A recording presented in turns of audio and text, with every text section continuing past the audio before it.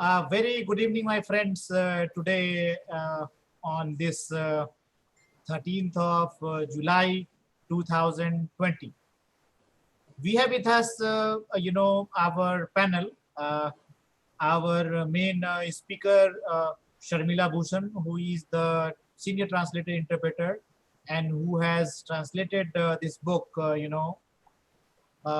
which she will talk about in detail. Uh, Born to Die, it title itself tells you lots of a story. And in the context of Colombia, there are certainly stereotype images also, that comes into mind. And in addition to that, we have with us Soraya Caro, who is a very, very known expert on India and Colombia. She has spent quite a good number of time in India, perhaps 4 to 5 years. Did her studies also here, and luckily she is in fact ambassador's wife as well, and a very good friend, gels quite easily with Indian. You can see her face also, she looks like an Indian. So with her presence, we are here with the panel today. And before I give uh, uh, mic to our friend Sharmila, who is a very good translator for Hindi, English, and Spanish and Portuguese too. I would like to go and come to our YouTube channel where lots of friends are waiting for us. And the most important ones are our interns who are currently doing internship program at Modlingua. This year we have around 120 interns who have learned the basics of translation management. And I would like to welcome João from Brazil, Mr. Umesh, who is saying good evening, Miniswani, our good friend and professor from Delhi University, our intern Sharon, Shreya, Rusali, Ombedi, Dunia Gras, Spanish, she's from Barcelona. We have Riddhi Arora, Rahul Khate, a good translator, a banker, Garvita, Drishti, Mohammad Tabrez, Margaret from Italy, Deepa, and so many people waiting for us. My friends, I must give you a special thanks for being with us today. And, before I initiate main topic on what is the strategy of, translating by Sharmila Bhushan on the book Born to Die by Alonso. She talks about,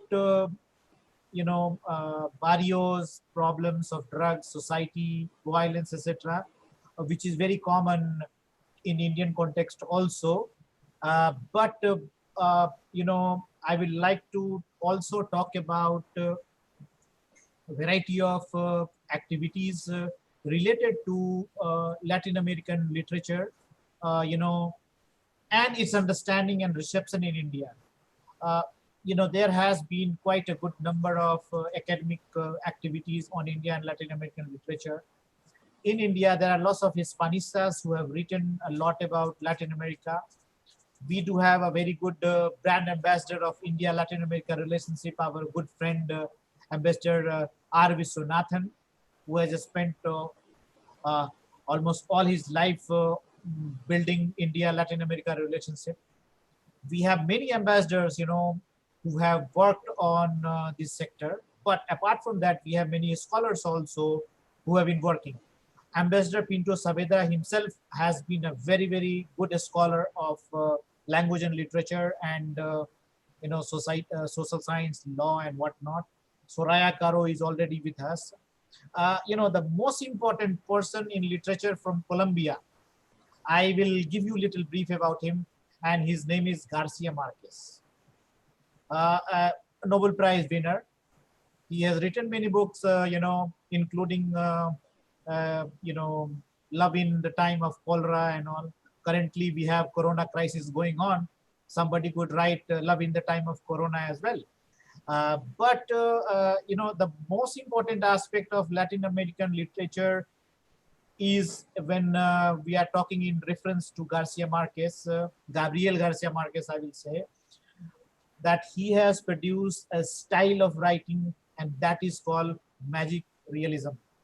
If you look at this book which he has written, 100 Years of Solitude, Cien Años de Soledad, in that book, if you go through, you will find a story of Buendia family and variety of generations, and these generations relate to the structure of social structure of Colombia, civil war, problems going on, fights going on, and he depicts, how Colonel Buendia starts his life, and all these story has been detailed in such a way that you start believing that there is a village in Colombia called Macundo, and there is a pond there, and you should go and watch that. But if you try to explore that, you will not find it. Similarly, he has created a character, in the book. Uh, uh, Rebecca is the girl who is so beautiful. He defines the beauty of that girl in such a detail that you start believing that she really exists. And he also revolves certain story behind her, that one day when she was in the bathroom, somebody saw him and he fainted and died. She was such a beautiful lady. Similarly, he explained how she went one day, she was in love, she was in desperation, she was in love, and then she went outside her house to put, her clothes on that rope that we generally put in. And then the wind started blowing, and the wind was so strong that with that curtain, on it started flying, and she also went away with her, and she never returned. And people believe, you could imagine that the wind is coming and that cloth is rolling and she is moving up. Similar kind of writing we find in our, religious texts. For example, Ramayana, Mahabharata, the story of, Narad coming from heaven and talking to people, and Shivji taking salvation in Kailash Parvat, etc. It has been detailed in such a way in our mind that we really believe it. We have not seen it. If you start putting logic, to all these thoughts, you will, and rationalism when it comes to, uh, we realize that this is a foolish thing, but it is embedded in our thoughts in such a way that we believe it, and that is what is called a style of magic realism. There are variety of approaches, when we do translations of these literature, because they are such important literature that if you attempt and you don't do justice, it will be kind of insult to these illuminaries who do so much of efforts and bring glory to our literature globally. So in this context, translators face lots of problems. So if you are not fine-tuned with one language and another language, target and source language, you cannot truly be able to do justice to translation, number one.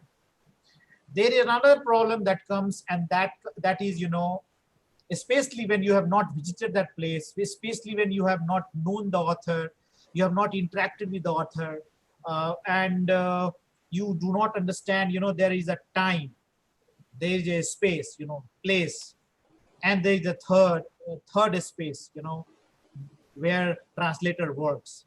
So all these spaces need to have a syncing in itself to produce, a good content. And if that does not happen, then perhaps the translation will be, lost. This is what is, that is why it is called translators are traitors. So we become traitors. Similarly, there are philosophies which has come up since ages, whether we do word-to-word translation, whether we do sense-to-sense translation, or we bring the author to the reader, or we bring reader to the author. We do domestication of the text, in the sense there are lots of concepts, foreign concepts. If you just import it into your own language, the essence will be lost. So you have to domesticate it, the way you domesticate a pet. So when you domesticate, you add certain own element, local element. Similarly, there is a concept called foreignization of text. Means you just import that concept into your own culture. For example, I tell you, there is suppose a culture of siesta in Spain, right? After lunchtime. If you translate it into Hindi or Indian context, you will find dophar, afternoon. It is a plain story of afternoon, but there is nothing called siesta. It is not giving you meaning at all. In one word, you could write a full PhD thesis. Just on one word, why it is siesta? What is the connotation behind? Connotation is that after lunch, you need to take a nap and take a break for 2 hours. And if you don't take that break, you are not a Spaniard, right? And in India, after lunch, in villages, people certainly take rest, but they never say they are on siesta. Shops are never closed and written, we will be open at 4 o'clock. In India, everywhere you will find shops open even when the owner is taking lunch. But there you will find in Spain, shops close for 2 hours because people are on siesta. They are sleeping after lunch. They don't want to be disturbed. So if you do plain translation of this concept into Hindi, it will lose its meaning. So therefore, we import that siesta word in Hindi and simply say siesta. So now what happens? It alerts the reader. The reader is forced to do Google or find a reference point to understand what siesta is. Then only he will be able to, or she will be able to understand the exact meaning of the siesta word. Otherwise, if you write and start putting footnotes, the flow of the reading will go away. We will put obstructions in the minds of the reader, and there is a chance that the book will lose its value, and very few people will buy it. So, and at the same time, translators is dealing all these points while dealing with the text. But later on, the idea also came that it is not only word to word, sense to sense, or bringing domestication or foreignization of text or etc. But also there is a concept that is called cultural nuisance. This is called cultural turn. You have to transfer the culture, not only the text, but also the culture of the country from where this particular book has been written. So the transferring culture is again a big problem. Similarly, after the culture has come, people have started thinking, what about social relationship? There is a power relation everywhere, in the office, in the family, in the neighborhood, in friendship. People have cultural power, some have money power, people have political powers, lots of people have intellectual power. So that also plays important role when the translator is dealing the text. Now, above and all, most important is the persona of the translator. Translator himself or herself. You cannot simply talk about text while dealing with the book or literature. You have to understand who translated the book. You have to understand the persona of the translator. When I say persona, in Hindi we call sanskar. And it has everything, from top to bottom. Childhood, thought process, bringing up, schooling, what influenced him, what influenced her. This has connotation with a concept in political science. This is called behavioral revolution. So people started, giving more emphasis on data, but not on behavior of the people. So this is what is called qualitative importance given to a person. So when you start understanding the behavior pattern of any person, especially the translator, you could also reflect upon the translatability of the document. Even a person, a translator, a good to good, best translator, cannot put herself or himself away from her thought process in which she is engrossed in. For example, if somebody is going through a painful experience of divorce, and in that period she or he is translating, it is bound to affect the text. Somebody is ideologically inclined to A party or B party or C party or communism or socialism or atheism, etc. It is certainly going to affect the translation. So, my friend, in brief, I have given you a kind of background about problems we have to deal when we are doing literary translation, and it is really a tough task. I believe me, plain translation, commercial translation, technical translation, it revolves more about around the richness of your terminology and glossary that you have. But when we are doing translation of literature, one line can create, a big difference, and it can disturb you for 10 days. So just imagine the importance, of translating literature. So today with us, my friend, we have our friend Sharmila Bhushan, who has made a very, very good attempt of translating Colombia's most promising book currently, that is Born to Die by Alonso, and it has been published here in Asian region by Penguin. It has not yet come to India, but Sharmila hopes that it will be coming to India very soon.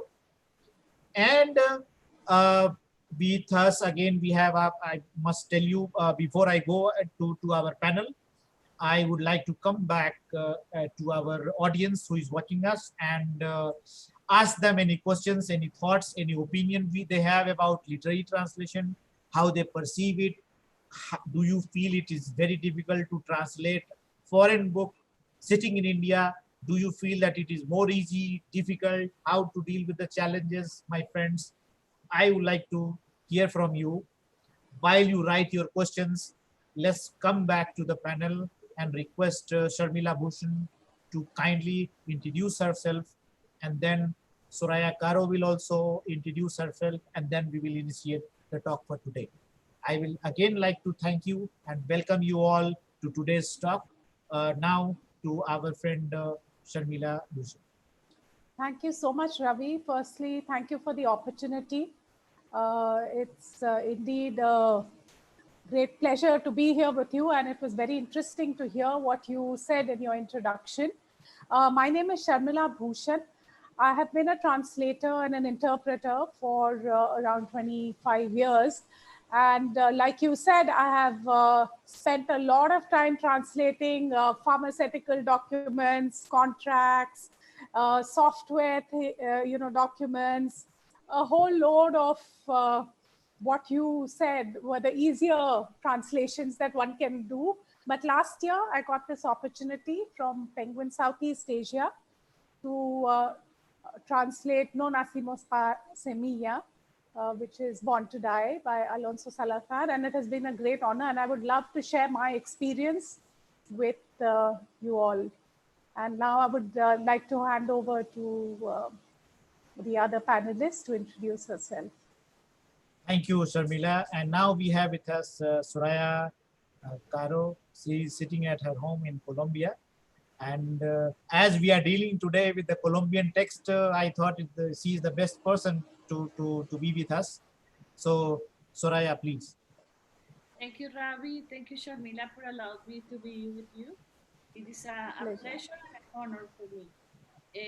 I'm Soraya Caro from Colombia.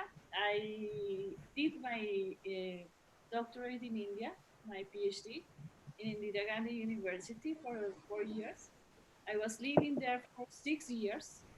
And now I'm the director of the Center of Studies on Contemporary India in Colombia in an university that is called Excerpts Colombian University. So very welcome here. Very, very thanks to Soraya, and I would like to come back to our talk now. And but before I enter into talk, let me check if there is any question which has come up from anyone. I see one question, Ravi Bhushan ji saying Bhashantar, Rupantar, Anuvad. Yes, we will talk about it, Ravi Bhushan ji, during our course of discussion. And Lakshman ji is saying, it is pleasure to attend the webinar. Great, thank you. Veena is saying, good evening. Ravi Bhushan ji, equivalence, untranslatability are inbuilt, right? Fully agree. Preeti Bhatia is saying there are many words like siesta which are borrowed from many languages. When these words are used on a regular basis, they end up enriching the language, right? So, similarly, I had on this similar kind of thing, I have done one video which I would like to, add before I give it to Sharmila. There is a word in Hindi, and it is called Angrezi. Angrezi is the translation of English. So English means Angrezi in Hindi, but it has a connotation. If you see somewhere written Angrezi and with arrow line, red arrow line, it takes you to a wine shop. Understand? So if you translate wine shop into, Hindi word, it loses its sense. So wine shop should be translated as, Angrezi with that arrow. Or the British English should adopt Angrezi as its vocabulary, which they have failed to do so, because it could have enriched their English language. Simply, they should write Angrezi means this as well. It's not only English, but also English wine, etc., etc., etc., which they have not adopted. So Angrezi could have been an English word. So this is the cultural blunder which they have done. This is my, proposition. I just hope someday they will think about it, and there should be some positive action coming in. But with this note, my friends, let's come back, to our friend Sharmila, who will initiate her talk about challenges. She will introduce about the book first and context, and then little bit of background, and then explain her how she dealt with the translation of the text. Please, Sharmila. Okay, thank you, Ravi. So briefly, I would like to just talk about my journey as a literary translator. And I have to tell you, this is my first serious attempt. I have done a few articles, for NGOs. I've done a few magazine articles. But last year, I had approached Penguin Southeast Asia, and I sent them a sample, and they approved it. And then the whole process kind of took pretty long, because it took 6 months till, after I gave the sample for them to approve it. And then finally, we signed the contract in October, and they said that in December, you have to give us, the translation. So I had pretty much 1.5 months. And the challenges, one of the biggest challenges that I faced was that I did not have any contact with the author. And for those of you who have studied Colombian literature, you will you who have studied this particular book will know that it is a very, very difficult book to translate, simply because there was a lot of dialect, there were a lot of expressions which were very typical of that particular community. So anyway, I have tried my best, and I will share some parts of the book with you, and I do hope you would give me your feedback. Just to give you an idea of the book, this book has been written by Alonso Salazar. He was the mayor of Medellin, I think between 2008 and 2012. And in the 1990s, he went into the barrios. The barrios are the neighborhoods, the shanty towns of Medellin, which were the hotbed of violence at that point of time. So he went into those barrios, and he interviewed a lot of people, different actors, trying to understand where, what brought about this whole, formation of violent gangs, and what were the motivations. And the book basically has 7 chapters, and it is a book of nonfiction, although there are some fictional characters which I think are probably created from the people he interviewed.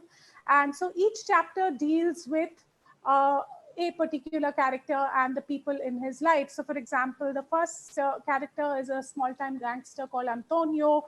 It talks of, how he got into crime and how it talks of his mother's life, the violent life that she led, and then eventually he dies. And then there is a fixer. Fixers are people who don't actually go out and kill, but they coordinate, the hits. Then there is the voice of a priest who is trying to reach out to the youth to try and, give them an opportunity to come out of this whole, vicious circle of violence.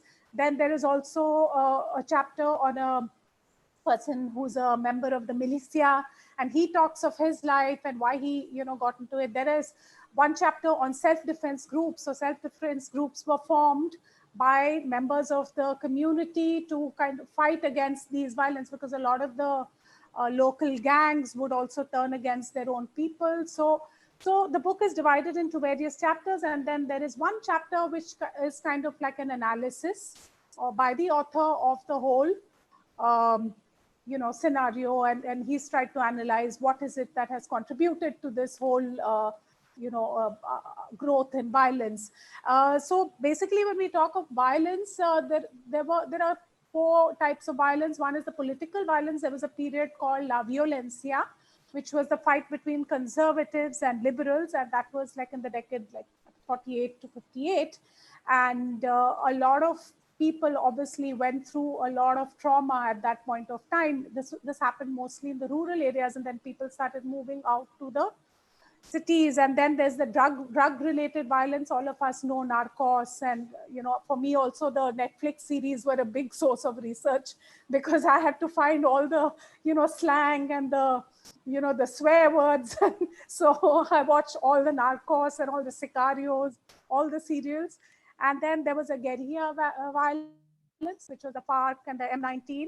And then you had what is called the neighborhood violence, the small gangs that sprung up. And so basically, this is the background of the book. Now, a few things I would like to just share, a few excerpts from the book, so there were 2 or 3 things that, stood out to me. One was the violence, because the whole book talks of so many different kinds of violence, and it's so raw that I really had a tough time sometimes even digesting what I was reading, because if I share some, let me share my screen. I'll just show you some of the, So for example, so this is the first chapter, and it talks about their initiation into, so when young people get together and form a gang, now they have their ritual tattoos, they have their rituals, which, binds them together. So this is, if I may I just read it out? I can maybe read out a section of it. It says, a headless cat hangs by its bound paws, silhouetted against a full moon.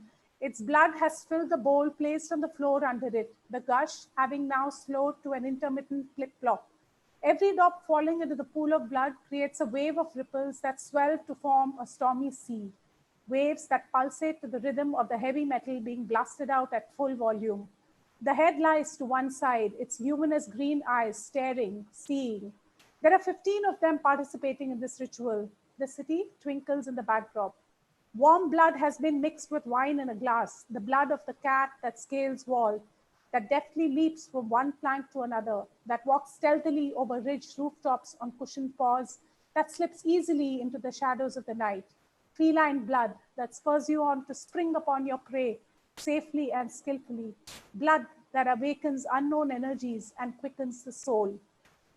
And so, the start itself, is like, it's like a violent ritual, right? And then there's one comment which says that if there's one thing that's never left my side, followed me faithfully everywhere, it's this damned violence.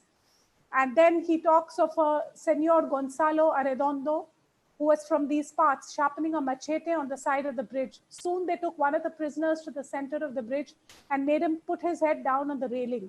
The Senor Gonzalo then chopped his head off with one blow of the machete. They did this with each of the prisoners. The head would fall instantly into the river, and they would immediately toss the body in two. They would stop in between to sharpen the machete. I watched the heads and the bodies fall, blood flowing down the bridge, and my heart twisted. Cutting off the head is leaving the body without a soul. The head is where your intelligence is, your love, your eyes. These boys are violent, the kinds to whom you can say, show me you can do this, and they'll do whatever it is. They'll get worked up and they kill. No matter how tough a guy is, they'll kill him. They're willing to kill the patron or any other target. So basically the entire book was violence, violence, and more violence. And like, it was amusing because Ravi mentioned the persona of the translator comes out. So if I have been faithful to the book, I hope I don't have any sinister, kind of emotions lurking in me, because because this whole thing of, translating this whole violence and communicating it. Sharmila, So, if you allow, I would like to interrupt here for a minute. Can you just put off the screen? Oh, yes, sure. Yeah. Because see, my fundamental is, the cats at one side and the human being on being chopped on another side. We call it a gruesome kind of murder. Yep. In society, throughout the world, I'm talking, not only Colombia, we have seen such kind of things happening even in India. In that kind of context, my question is, how easily you were able to get into this system first. You have to engross into that violence, and still remain cool and report, because it's like, it's and the way anthropologists, they observe and then they write. It itself a translation. Anthropology itself is a translation, because you observe and write. You translate some action into written form. So I believe this particular text has made you a sort of anthropologist or something. Did you do more research about it? Did you try to find out certain similarities in Indian context or Asian context? Yes. How did you do, kind of gel with the text and your thoughts and mind, body, and soul, I say, and your persona as well? Yeah. So I like to think I'm not a violent person. So yeah, I don't know about the persona bit. That is what, if violently, not necessarily you should be violent by showing your muscles, but one can be violent in thought as well. Yeah, well, that may be sometimes. So, well, the biggest challenge for me in this was the language, because the language in this book is what came to be known as parlache. And I was reading an article by Alonso Salazar, and he said that at that time when they were researching the book, they did not have a term for the language that those, the people used, the slang or the kind of language dialect that they used in their, in these circles. So it was loosely referred, it had a lot of commonalities with the language of drug addicts or, druggies. So los marijuanistas. But then they went to the barrios and they asked them that, what do you want us, how do you want us to call this language? Because you speak a very different kind of a language. And then one of the boys, I think, had a dream, and then he proposed parlache, and that's how parlache came to be, the term parlache was coined. So the problem I faced was that there was a lot of very, very, it's like a lot of dialect in it. And of course, the, in the original book, at the end of the book, there is a glossary. Unfortunately, I had no contact with the author, but there were resources. And in a lot of times when I was stuck with a certain term, because there were terms which would make no sense. I mean, you read it, I could show you some later. It's just like, it doesn't make any sense to even, I'm sure, to even like a native person. So there were also like a lot of forums which I use, like word reference. There are fora where you can, kind of put your doubt, and, so peers would kind of suggest. So many of the terms we kind of, I kind of used the help of my peers, peers I didn't know, but also sometimes I would also, maybe get the gist of it and then put my, like, pegar un chango na sona. Changon is like a, shotgun. So I would say, like pump bullets into him or, something like that. So I had to brush up a lot of the, violent vocabulary, like, he was fried instantly and chopped him to pieces and, so things like that, because those are the kind of terms I had quite a lot of difficulty with. In terms of reading about the violence, it was, I think, I don't know, as a translator, I don't think I get like so disturbed by what I'm reading, but at the same time, I did feel, I would kind of put myself in the person's shoes when I'm translating. So it's like as if I typically like to read out my translations, because then I feel I get so when I translate something, then I read out the text, because then I feel I'm speaking, or, so that helps me kind of get the flavor. So yeah, so when it came to violence, these were the, like I said, the biggest challenge for me was the language itself. It was a very difficult first book to translate. Right, I understand. There is I would like to ask one question to Soraya also, if she could like to say something on that. Soraya, we perceive. I have read a lot about Colombia, and I know that currently throughout the world, the happiness index of Colombia is the highest. Number one. And the industry has grown quite well. The crisis which has taken place in Venezuela and some other part of the, Latin America, even in that crisis time, Colombia has offered its help and brought lots of people into their own system. So Colombia is currently in its part, growing prosperity, healthiness, happiness is there. But when we talk of this drug violence, uh, Netflix, we see Narcos, Pablo Escobar, and all, these drug mafia story is still going on, or is it just a fiction, or is it a reality, or how you explain it to we people in India? Well, I think that the kind of violence that Sharmila explained at the beginning, the violence of the traditional parties at the beginning of our modern history, the violence of the guerrilla movements when people felt excluded from the development of the country and the wellness, the violence of the drug dealers that were, for me, the worst, because it took out from our just the values of living in a good way and in a healthy way. And the violence that we have today in the neighborhoods are all linked, and they never disappear, because there is a polarization today from different parties, how to deal with the country, from the left, from the right, in a very elementary way, I should say. And there is the violence of drug dealers still, because drugs are still there because the world consumed drugs. So Colombia has run a very long way of violence because of drug dealers alone, nearly alone, fighting against them without the support of the international community, are really deep support. For instance, the legalization of drugs, because it would help our society to go out of this calamity.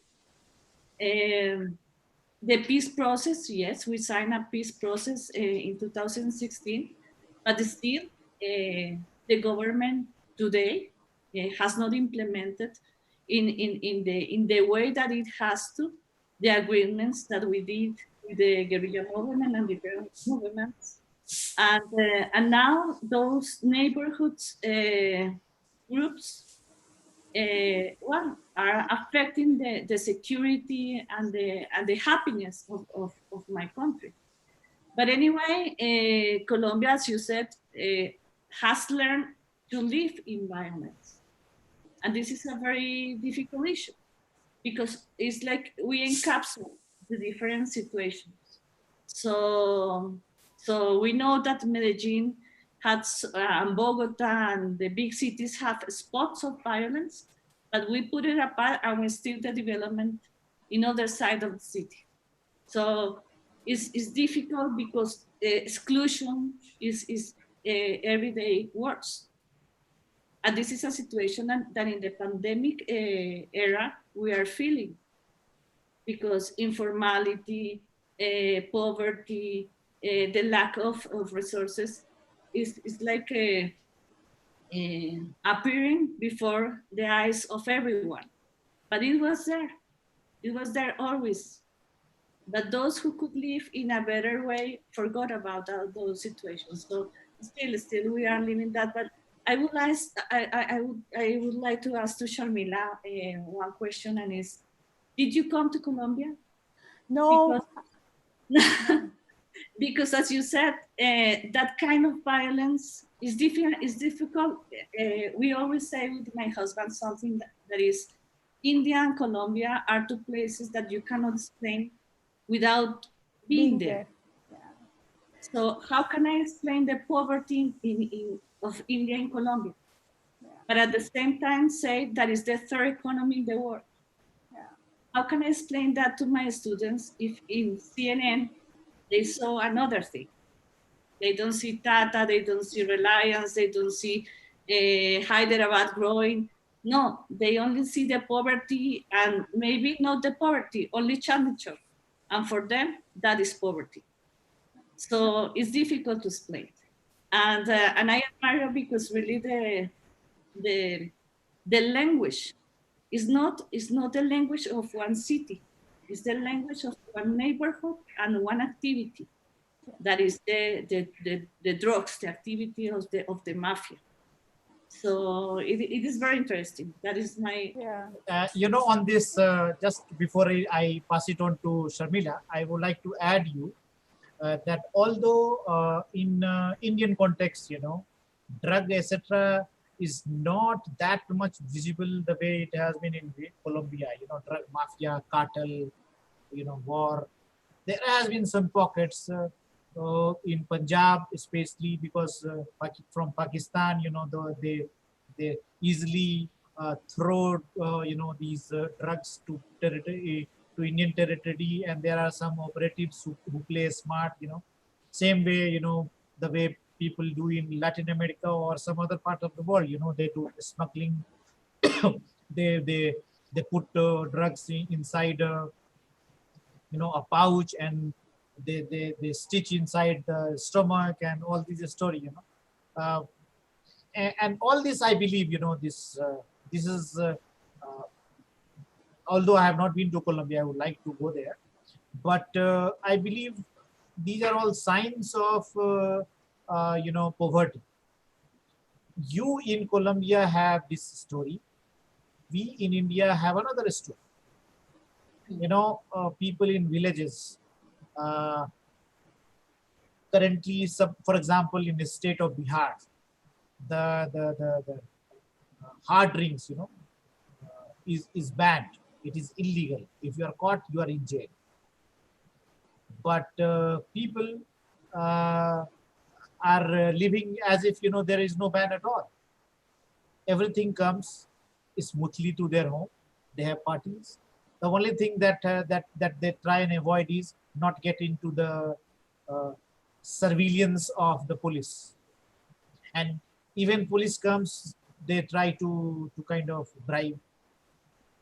I'm giving you one example. I mean, it is something, you know, to think about, which government is thinking. But there are some tricky people, and I believe this is how, you know, the operation of these crime takes place everywhere, even in bordering areas of, you know, with Kashmir, with Nepal, with you know, somewhere in the mountains with Uttaranchal, where China border is there, Tibet, northeast, you know, all these points, they are vulnerable points, you know, and including borders with Bangladesh.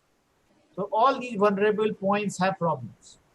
Some or the other, somebody with poverty, somebody has sex racket, somebody has a workers racket, somebody has organs, human organs racket, etc. And this is something, which disturbs the society. And we do have literature on these. People talk a lot about it, but the visual literature of this kind, which has come up from Alonso, Born to Die, title itself gives you ripples when you think about what could be the story, chopping of head, uh, very disturbing. So, Sharmila, let's come back to your talk, which you wanted to carry forward. Please. Yes. So to answer, I would have loved to actually go to Colombia and, live. I mean, ideally, that would have been the perfect way to do the translation. But I use the internet a lot. So I used to go and look at pictures of Medellin and, look at all kinds of things on the net. And then I would watch all the, like I said, Netflix has a lot of the, a lot of these, Sicario, there's a serial called Sicario. So just to get a sense of it and visualize it, because I think it is important to visualize it in your head. Also, you should be able to visualize the whole scene before being able to translate it well. So all those things helped me. And of course, like I said, I just wanted to show, so some of the, the terms were, sorry, 1 second. Yeah. So they have like in Parlache, they have, they had like vocabulary, which was completely, it's like, so pegar un chango naso chucha, pela, those, so all these things I had to also not invent in the sense I had to make it sound, this thing, I couldn't translate it literally because it wouldn't make sense. So I also tried to use gangster language a lot, but I also tried to use a bit of modern gangster language. So I would use things like chill and, I mean, sorry to be using abusive language, but, fucktard, things like that, which they use, because I wanted to also make it a little more understandable for the Southeast Asian context. Like maybe the gangsters in America, the gangster language is very different. So I did not want to use that because this book is for Southeast Asia. Penguin has got the rights only for Southeast Asia. So I tried to kind of use language that we would probably, here in India in English, or in these parts, like trigger happy, somebody who's willing to kill, snitches, things like that. So yeah, so this was like I said, the language was a big challenge, but otherwise the net has a lot of resources, and there's also a lot of, in fact, I found a glossary of somebody had done a research on Parlache. So there were a lot of terms that were explained. So yeah, so that's how I went about it. Yeah, but Sharmila, just one question. I recall, or we can also see in India, practically India has registered, on record, 1,600 dialects, right? And those dialects are classified into 234 languages, and again subgroup, etc., etc. So my question is, the way India, every 4 kilometer or 5 kilometer, every section, the culture, the connotation, the topic, the way of talking, even the language variations, takes place, right? And there is a cultural, after 10 kilometers, there is a change in culture, right? If you go deeper, you will find there is a change in culture in two different, I will say, parts of the same city. If this part has another culture or that part has another, if you cross the road, you will find totally different culture, and in this part, totally different culture. I could see this when I was going in south of India, just cross the border, and there was totally a different change. So I believe, so in that kind of a situation, when these people, these boys, they have coined so many new words. Nowadays, there is a language change in WhatsApp and Facebook. Young generation has coined totally a new language, of these WhatsApp language. So similarly, I believe, there are educated mass who coin their own language in particular locality or a class. Similarly, these street boys, they have their own language. If you go nearby in Delhi region in Haryana and try to talk to, people of villages, you will find so many new vocabulary and words which they use, which we have never heard. So in that kind of situation, how do you standardize those words and their meaning? So in some cases, like for example, there is a swear word called gonorrhea. Now, Right. Gonorrhea is a disease, right? But they call each other gonorrhea. Now, I did not want to kind of, dilute it by translating it, like writing it in English. So I wrote gonorrhea, and I did use footnotes. And there, you had mentioned that footnotes makes it a little cumbersome. But in this book, I really felt, because if the language I used was, I was trying to make it like sound like gangster language wherever required. Of course, there were like, for example, a priest speaking. So there the language had to be different. He had to sound educated, right? So there were different characters. I had to adjust the language accordingly. But so in those cases, some of the swear words, I did use the swear word and I put a footnote because I feel that certain swear words sound good only in Spanish. They don't sound as thing. And certain cases, yes, I did translate. And if you talk of dialect, like even in Hindi, you have like, expressions which maybe an educated, like, a person who's not very well listening will not know such expressions. De dala, pel dala, ghusa diya, these are very vulgar, crude expressions, but you have to be faithful to those things. So I have tried to be, pretty faithful to the sense of, like pump bullets into him, chop, things like that, which are pretty graphic, but I think it's important to retain that because I've seen in the subtitles in Netflix, maybe because of censorship and all that, a lot of the things are diluted. So he might be saying something really crude and horrible, but it might be very so in okay that case, in English. so that in those crude words, what did you do? I used you made words. You allowed it to remain crude, or you made it polished? No, I didn't. You become educated. No. So where the gangsters are speaking, I liberally used all the swear words: son of a bitch, fucker, this, that. I mean, whatever. I didn't dilute it. Why should I dilute it? It's my responsibility to, and that's how you retain the flavor of the book, right? I mean, if I make it sound, oh no, this is very bad, go away. It's not going to, if I say fuck off, it has a completely different, flavor to it than if I say no, please go away. So you can't do that as a translator. I've been as close as possible as I could to all the abuses and and in fact, in some places, just for effect, I added 1 or 2 abuses, which weren't there in the original.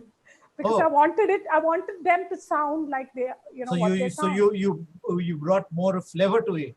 I did. I mean, I think I thought it was important at that time. It's like if he says, I hated that guy.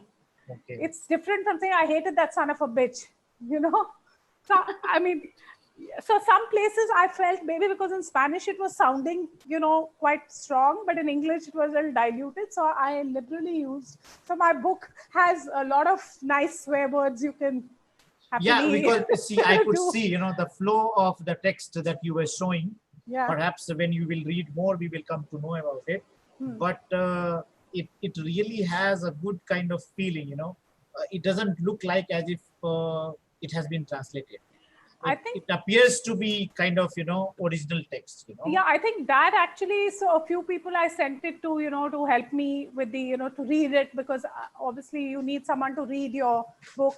So it has been polished in a way, right? To make it more flow. Not polished. I just think a good translation should not read like a translation. You should feel like you're reading it in English, but at the same time, I think it's very important to retain flavors. So for example, when they mention food or when they mention vallenatos, corridas, barrio, you know, chucha, negra, you know, these are words like negra is an endearment in, you know, I recall, you know, this endearment. word I learned from a diplomat with whom I was working. Yeah, it's long not back. got any, yeah. He used to, you know, when he used to get frustrated, he used to say, chucha de su madre. Yeah. You know? I mean, chucha is like old woman kind of thing, but like negra, for example, is a term of endearment. Because right. Negra is black. It's not, but it doesn't So have any racist it's like in Hindi, when somebody gets bug up, you know, he says in Hindi they start using abusive language like with mother and then with sister, you know. In Delhi, lots of people they say pancho, you know. It's like, you know, as if his style, you know. I have seen somebody talking to his father saying, pancho, I am not doing this. You know, no, so that's the way they speak. So that is the way they speak. So you can't now make them all, you know, all very sweet mouthed people. Right. I mean, so that means you cannot expect, you know, these people in barrios doing this you know, uneducated mass, doing killings, violence, etc., to talk like a polished British English man. Then the whole point is lost, right? And neither can I have the priest using these words. So when the priest spoke, it's a very edited. Then there's one section which is a whole, it's about 4 or 5 pages about a court case where, you know, this gangster is being tried. And so that has like very polished, very super erudite language, you know, which they use, like the lawyer speaking. So the book is actually quite interesting for a translator because you have to think who's speaking and you have to adjust your language to suit that. So that was a big challenge and also a big pleasure. Right. So in doing so, and there is, you know, another question that comes into my mind, and that is, you know, I was talking to you about bringing author to the reader, or what strategy you took. You took author to the reader, or you brought a reader to the author? Can you just explain more? What would you like? How would you? So when you take author to the reader, you know, translation talks more from the reader's point of view. You know, the reader, it's like domestication. Localization kind of. Right, domestication. So readers, you know, have no problems, right? So that is what it is. But when your reader comes to the author, so readers are forced to understand certain concepts which they don't have in their culture. Okay. So how did you handle this, right? So like I said, I retained a lot of Spanish words also in the book because I really felt that was important for it to be a Spanish, you know, I mean, a Latin American book and not just any book written about, you know, a bunch of kids in any part of the world. So I retained that, but I did add footnotes because I think it's more cumbersome to, unless you're on Kindle or something, you know, where you click and you go to the meaning of the thing. So I did give, like, for example, when we talk of La Violencia, you know, of the 48 to 58, I put a footnote there. Sometimes there were explanations about, like, for example, they were referring to a lot of singers who are, you know, popular. So there are a lot of, in fact, I'll share with you, there were a lot of songs which he had put out there. So how frequent those words were? Very few, or? No, so typically say maybe in a page, maybe there'd be 1 or 2. So many words were repeated, like barrio, vereda. Vereda is a rural division. Now I didn't want to say in that, I grew up in that rural division. It doesn't give you the flavor, but I grew up in the vereda, in the, you know, whichever name of the vereda. So those kind of words, I don't think it's very heavy in footnotes, but wherever there was a need, I did, you know, put. So maybe, I don't know, maybe 2 footnotes in a page sometimes. So now tell me, another question comes. Yeah. With your, Soraya, I'm just asking another question, and that is, suppose you could have translated this in Hindi. So was it more better for you to do it in Hindi or more better for you to do it in English? Who, me? You're asking me? Yes. Okay, so there are, I think we are also very used to, you know, our Hindi gangster movies, you know, where, you know, where they, Mumbai. So you've heard all that language, and I think it's little more, see, because the language, Parlache, or the language that is used by, is very visual. So, you know, for example, they'll say, tomar la foto is to take a photograph, but it means actually to kill somebody. Okay. And or they have you know, expressions like that on. I'll probably, when I see the thing, I'll remember. So I think Hindi also is a pretty graphic, visual kind of a thing. English is a little more I don't know, if I say hot and cold, maybe English is a little colder. Hindi is also very you find alive. you find more warmth in Hindi than in English, right? Like, for example, if I want to translate the term de dala, okay, now de dala is, I can't say he gave. De dala is to basically knock off someone, or, you know, to finish off someone. But when I say knock off somebody, it's not this. I mean, that's, it can be like knocking out in the boxing ring or something, or just no. I mean, you can. It means kill somebody or off somebody. When I say, you know, off, you off someone. So but you lose the flavor there. You lose the flavor there. I mean, you can still retain it, but I think Hindi would lend itself better to, you know, I think, because I think we are also emotional people, and, you know, I think Latinos are also a little emotional, right? They and are. visual. They are. So I would probably feel it would translate better. I don't know. Maybe. I mean, I haven't attempted it, but I think. Soraya, suppose I tell you to do some translations in English about something about India. Do you feel you will be able to do justice? Yeah.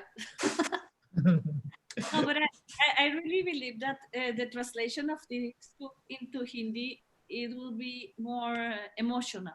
More, yeah. Because I don't speak Hindi, but my daughter does.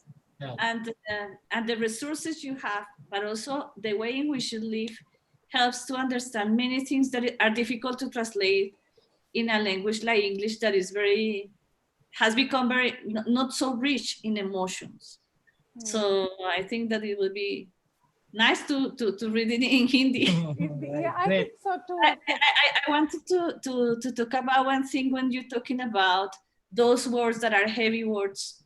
When Gabriel Garcia Marquez was celebrating his 80th birthday in Cartagena years ago, there was a lot of activities about how the Colombian Spanish, that is one of the very well known Spanish because it's pure, because it's very rich, because it's very well speaking, was losing his nature because of the slang. Oh. For instance, the term marica. Marica is gay, but it's a very it's not a good word when I say that in an offensive way. However, in Colombia now, everybody speaks, hola marica, ¿cómo estás? So, no marica, no me diga eso. Pero, so, marica has become a comma. Yeah. Oh, right. How are you, marica? Comma. Yeah, in Spain, these you know, young generations, I recall, they were using words like "coño, ¿qué pasa?" You know, something of that sort. Similarly, earlier they used to say macho, macha, you know, but then even I saw people using this coño word in parliament, you know. The parliamentarian got frustrated in saying coño. Quiero hacer esas cosas, pero hay muchas personas que me molestan, ¿no? And again he said, coño, ¿qué hacemos? In fact, you know, Rajneesh, you know Rajneesh, right? Osho. Right. There was this very interesting article I had read long back. So he said that the most expressive word in the English language is fuck, because it can be used as a verb, noun, adjective. It has so many meanings. So that's the reality today, right? Nowadays, people do use a lot of slang. And I think as a translator, I think if there is something, I think it's my duty to say it as it is. I can't, you know, I think that's the advantage of maybe doing it in print. Maybe in a movie or something, you'll have to censor Right, but you were saying something, giving some more examples. Yeah, so one more challenge that I found was to also translate the, they had a lot of songs. So he talks of the songs, he gives you the lyrics of songs, So this is like my attempt. So this is a very famous song, and el tren lento va partiendo. So, so to try and kind of capture the thing, I don't know. I mean, I guess it's for you all to judge whether I've managed to, get the flavor of the thing, because translating poetry is again a whole different ball game altogether. So, yeah, so this is, for example, one example. The slow train leaves on tracks of cold steel, whisking away forever my one and only lover. It crosses many a mountain, it's gone with the wind, leaving my soul with an empty sadness, a lament. Aye, there she goes, rails clattering, whisking away my joy to faraway lands. That cursed train. So here I've retained the I, so that, that's a very Spanish kind of expression, right? I, instead of saying oh. So here also in this other one also, for me, it's all just darkness. I. So I is a very Spanish thing to say. So like that, there were a lot of these, and if I looked up on the net, there were terrible translations. So I had to translate all of these. Yourself, yeah, like right? that. Yeah. So it was actually a very rich kind of a book to be able to translate, I think, because it had so many things, elements. Do you feel this particular book is going to is a true? I wanted to just check. Maybe Soraya had not written it, but or have not read it. But Soraya, what you say about this book? Do you have any background about it? Do you feel? I was reading some I go through, and it's amazing, no, because it takes everything that comes to that culture, art, for instance. So the music in the violence, in the different kind of violence of Colombia, has been present always. So not only in the narco cities and in the neighborhoods that are influenced by them, but also in the guerrilla and in the paramilitary movements that were always confronting each other. And it is a kind of liberation of the people. They feel it's good and it's bad. It's good because the music allowed the encounter. We have a study about this kind of expressions in those kind of violence, but also it reinforced the sense of belonging to a group. Yeah. So in Colombia, we feel a little bit scared, for instance, about you have a very important woman there, Taruna Chakrabarti, who has written a very good essay, a very serious essay about narco novelas, narco literature, and those kind of expressions in the Colombian scenario appears, but also in the world. For instance, the narco art that is always about horses and rich people and things, very luxury things in the art. The narco TV industry that you refer, that is a good source, but also is a good way to don't allow the world forget that Colombia is the narco country. So imagine, for instance, we working as ambassadors in Turkey, trying to promote the Colombia as a place to invest. And in the middle of the Bosphorus, a big ship with the letters Narco today. So it's difficult. It's difficult because we are fighting against something that likes to be seen, no, in the rest of the world, the violence, the gangsters, the groups. So, but it's there also. Is there, and it reminds me, I recall that when in 2012, and much later also, when Ambassador Pinto Saavedra was here, he initiated the music salsa diplomacy, and he was able to create such a good image about Colombia through dances and music, I believe every society has, both positive and negative things. Yeah. So in that context, perhaps this book may be depicting lots of violence taking place. But sorry, if I may interrupt, I wanted Yeah. to also, when you were talking of music being very close to, in the book you can see, for example, there's a chapter on, how the, these hitmen, how these boys have their funeral rituals. So, they play, so they would carry the coffin on their, shoulders and put the coffin down in every corner, play heavy metal music, and then on the, just while the thing, in fact, I'll just share my screen because I've copy pasted one of the, this thing, odd rituals. Right.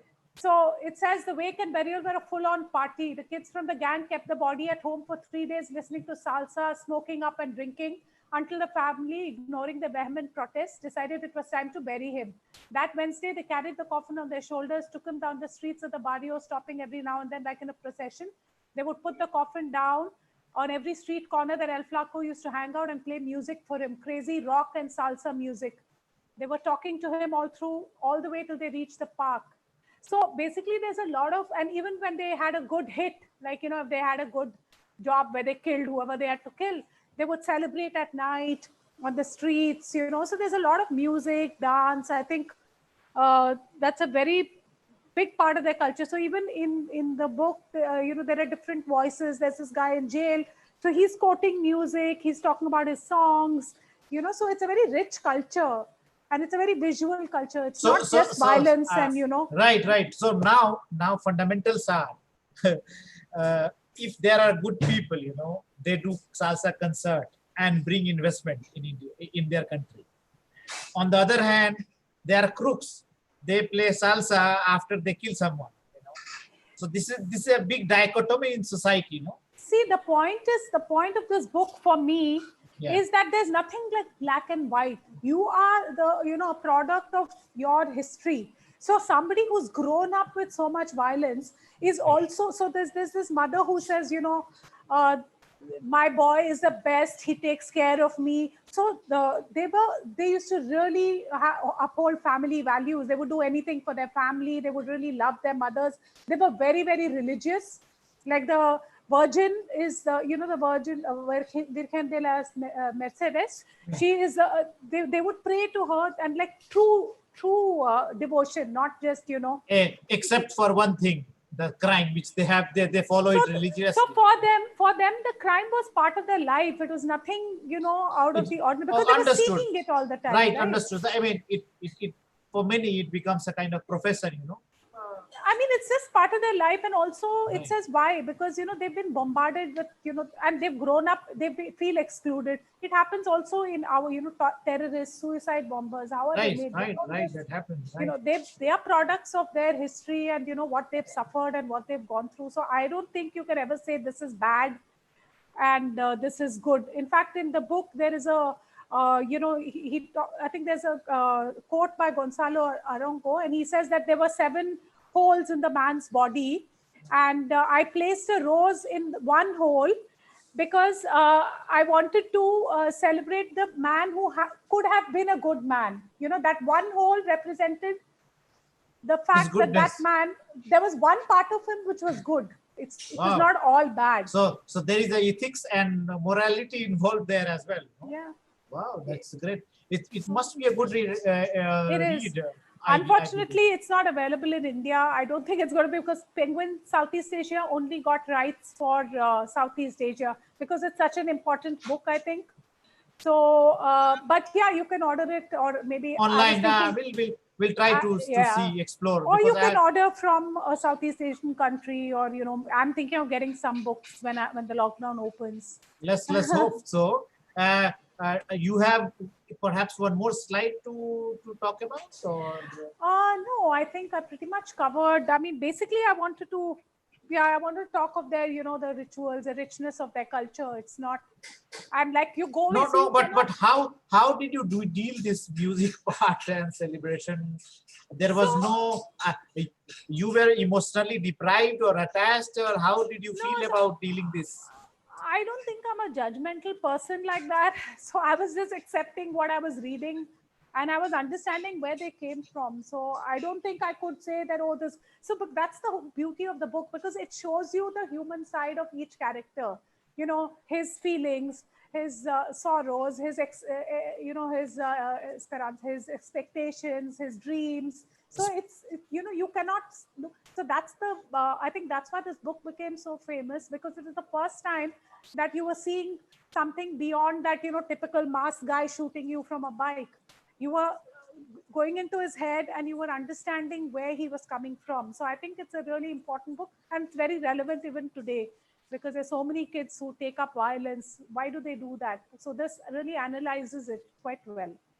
Right, Sharmila, before I request our observer and esteemed friend, Dr. Soraya Caro, to give her closing remark, let me come back to our people who are watching us, and I would like to read their messages, you know, and ask them if they have any questions, observations about literary translation, how to deal with violent text, you know. I recall we had one friend who presented a, you know, kind of a research paper on translation as a protest. Uh, so translating violence, narcotics is a very challenging affair that we could see, which Sharmila has explained.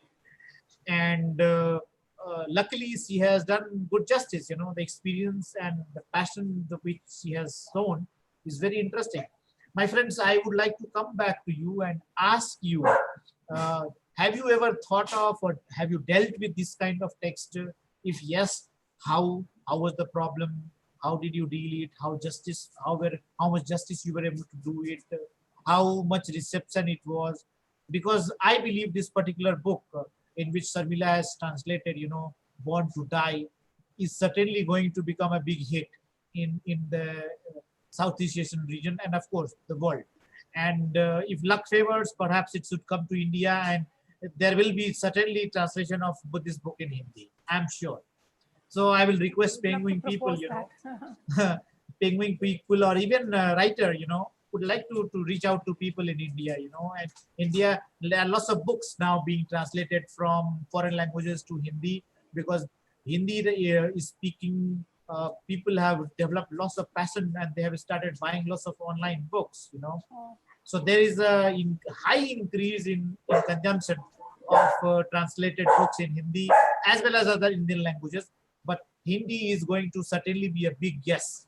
So my friend, how you believe, do you feel that, you know, these observations of mine has some validity? Do comment in the box. Sharmila, thank you. You are saying that, you know, wisely said the translators should know about culture background, right?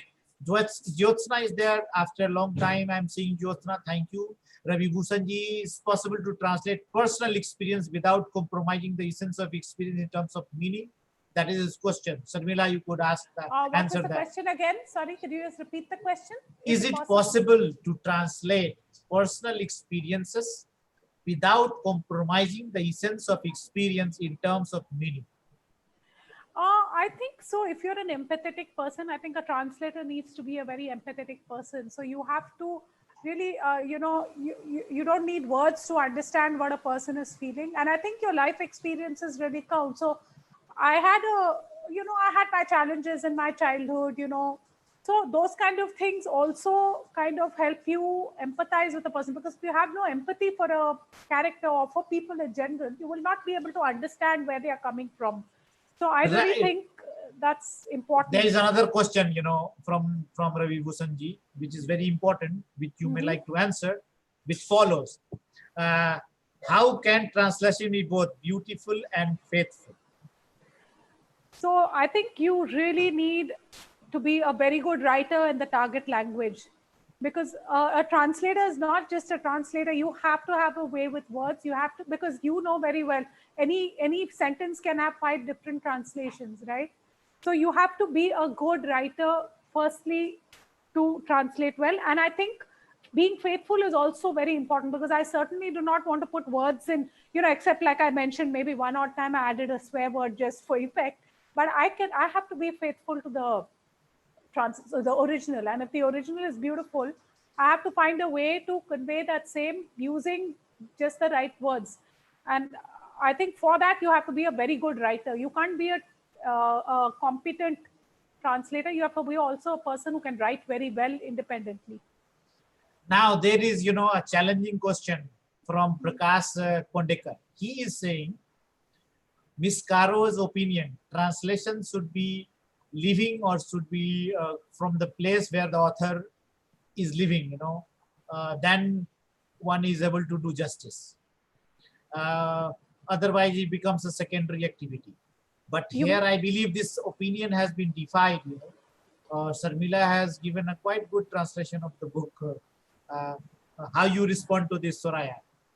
No, I think that translation, for a person to translate such a difficult topic, because it's a very difficult and sensitive topic, is to do what Sharmila has done. She went to the all sources possible, yes. And to know about the history of the country, for instance, to see how violence in the country has moved through the decades, to see how they interconnect is very important. It's very important, more than to come and live here the situation, or go to Medellin and see the barriada to understand how they kill each other or how they talk to each other. The thing, when I was asking if she came to Colombia, is because when you are in the country, you feel, for instance, the fear that the rest of the society has to this kind of topics. Because so that means, even if you don't go to the country, right? But if you have the research capabilities, you have the sensitivity, you have the connect, you have the background where of the country, the whole region, in fact, Latin America, etc., and you prepare yourself, then even without going to that particular country, sitting and Googling and meeting variety of people online, you can still do justice. I believe it should not be taken word to word. There is a spirit behind, and the spirit is the translator must go in the shoes of the writer. Yeah. And not to the writer's house, but in his thoughts. Yeah. Yes. Right. So that is what I believe. And Preeti is saying level of language use both should be similar to what his author is saying. It's okay. Similarly, Sharmila is saying English has limitation of its own. You cannot explain everything.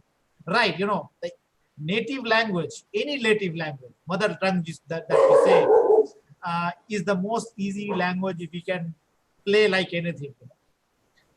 We are not Britishers, therefore we remain, although we learn everything, in English, but the thought process is still, Indian. No, I wouldn't agree on that, because I tend to think more I'm a Tamilian, but I think a lot in English. In fact, I think there's Indian translators are also at a bit of a disadvantage, because, sometimes we are not considered native. Of course, we are not native Spanish speakers, nor are we considered like native English speakers. Although I think Indian English itself is pretty good. I mean, look at the amount of literature that we produce. So I think it's not about that. It's about, today, in today's world, you can produce really good work, maybe 10. So this book was originally published in 1990 and then republished in 2019. And originally it was translated by a British translator called Nick Caster. I mean, it's not available now. I haven't read that book, but, I've seen parts of it on the net. And, this is the retranslation. But I'm sure the task that he had in the 1990s must have been so much more difficult. He would have had to go to Colombia to do it. But here, you have so many resources, visual resources, you have, audio resources. Like I went and listened to the songs which they were mentioning. I heard all the songs. I would listen to them when I was trying to translate them, just to get the flavor. So that means you watched many these violence movies. I watched all the things on Netflix. I also listened to all the songs they mentioned. So I mean, that's the only way I can kind of immerse myself, right, in that whole thing. Oh, I see some good number of questions again. Anil Vartakji, very important person. Thank you, Anilji, you have joined us. We have also another professor from Barcelona, Maria, is there, who is saying that, I will be more frequent to your webinars. She had some, technical problem. Si dice, hola, he conseguido entrar hace un momento, Ravi. Estoy en Barcelona. Soy María Dolores. Gracias, María. We have also a friend from Dehradun University, Malashika. She is also a good at literary translation. And she's also saying hi to everybody. Thank you, Mala, for being with us. And, she says that it's wonderful session. And then we have many comments coming from Ravi Bhushan ji. We will certainly like to take up more questions from Rajendra is saying, Rajendra ji saying, बेनवार में सहभागी मित्रों को online प्रमाण पत्र देने की व्यवस्था करें. ओके, ऑनलाइन प्रपत्र की व्यवस्था भी नहीं हो सकती, Rajendra ji. Will talk about it. We need to be idealistically accepting when we translate books. Deepa is saying this. Deepak Kumar, wonderful webinar. Margaret, our intern, is saying, I have dealt with this kind of situation, especially with the use of a specific vernacular. Usually I try to use a very low language where I employ a syntax and ways of saying that are quite orally. I think playing with the syntax is very important these days. Maria is again saying, one comment, I would like to resume my translation of novels. Great. So you have motivated some good number of people, Sharmila. I'm really happy to know hope that. I get to translate more novels. As Maria, I will tell Maria to send her books, from Barcelona. And then we have Preeti saying the market of books translated into Indian languages huge. Yes, Preeti, I know some good people in Kerala who are doing lots of these. And I did it with success from my early youth. Then I stopped around 2005, Maria is saying. My friends, lots of thanks to you for your comments and being with us. I would like to, before we close, and I request Soraya to give her closing remark. I would like to thank you again for being with us. And above and all, I would also like to request you to please subscribe to the channel, grow it, become part of it, contribute, come discuss. Let's create a synergy and create a kind of community college or community learning so that we learn from each other. And, if we do not develop our own community, nobody is going to come and do it for you. So we have to think on this and come, unite, talk, discuss, deliberate, share knowledge, feel good about, it. That is my, request to you all, my friend. Munna sir, very, very thanks. He has joined a very good officer and a very good poet, writer in Hindi, very sensitive to languages, I'm extremely happy and thankful to you. And there are some good number of people who have all joined. I feel very, very encouraged to take up another session on, literature. Mala, who is one of our mentors of our internship program, she will be talking on literature. We have Nooreen Khan from Jamia Millia Islamia. She has also expressed a desire to talk on Latin American literature. We have Mini Swani from Delhi University. She has also expressed her desire to be with our activity. So lots of things have already come in. We will bring more experts from diplomatic community with the help of Soraya, as well as Ambassador R. Viswanathan, who is our well-wisher and friend. My friend, please come back to Soraya's closer, listen to her. If you have any comments, do make it comments in the box. We would like to read after Soraya speaks and close. Madam Soraya, to you now, please. Thank you. Thank you. I think that one important lesson from Sharmila is we have to study a lot the environment and the country that we are trying to reflect, and it's what she has done. And I don't know. One of the sources that you maybe saw in Netflix was Pablo Escobar. Right. That is not the one of Netflix. And it's a very important memory document of what happened in Colombia. I don't like, honestly, to see this kind of movies and series, but that is one that that in our youth was very important to help them to recover what we live in those terrible years of the narco, the drug dealers. And I want to say hello and send my regards to Mini, that is my translator, and to Nurin Khan, that is my close friend. They have been to Colombia, and I hope, Sharmila, to have you in my university and you, Ravi, I would to love to. share with my students all your experience. Great. Thank you, Soraya. Hope to see you soon. And viva relaciones entre India y Colombia. Colombia. Thank you very much for listening, and thank you very much for your contribution to our links. Thank you, Sharmila. Thank you so much for having me here. And thank you so much, Soraya. It was really interesting listening to what you had to say. And of course, Ravi too. I'm more of an instinctive translator. I'm not an academic, but I'm really inspired now to go back to academics and, maybe do some research. Certainly. Sharmila, you have created. Although I'm a little old for it, but yeah. No, you have created a quite good, impressive translation, I believe. And in today's talk, you could see the feel coming from our participants. They have got inspiration, and I believe some comments have come in. Let me read it before I close. Maria Dolores is saying, "I did it." Okay. Preeti is saying, "You should translate it into languages you think in." Right, Preeti. Maria is saying, "Here I am, Ravi. I am Maria Dolores. I am now learning Hindi." She is learning Hindi. I got a teacher from India, and with and other technologies, I can see why I shouldn't start translating into Indian novels too. Great, Maria. I can also collaborate with the translators from Hindi. That's you. You are at the right point, Maria. There are lots of good Hindi translators around us, and I would like to participate in a session like this. Deepa, thanks. I'm sure we will keep you posted, but certainly kindly do send me one WhatsApp message on our number, India number. I repeat, I will write also, and that is 9953882481.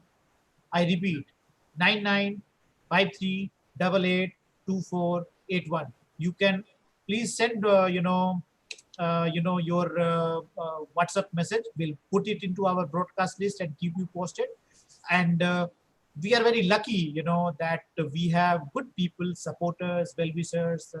And I would like to thank our very close friend of ours, a senior from my school days, a very good basketball player, a very good soldier, a very good human being, a very good social worker, environmentalist, and whatnot. He's all in one. And above all, a very good gentleman, a good friend of everybody. His name is Mr. Munna Singh. And I would also like to thank Prakash ji and all our friends and interns who have watched us today. I will and also like to thank our friend Professor Jose Vargas Llosa Hernandez from Mexico. He's from University Center for Economic and Managerial Sciences, University of Guadalajara. And all our interns who are watching us, kindly give publicity to this video, this channel, this session, and goodbye, and I love you all. And thank you, Soraya. Thank you. Say my hello to our friend Pinto Saavedra ji, and Remembrance from India. Thank you very much. Thank Bye. you. Thank you.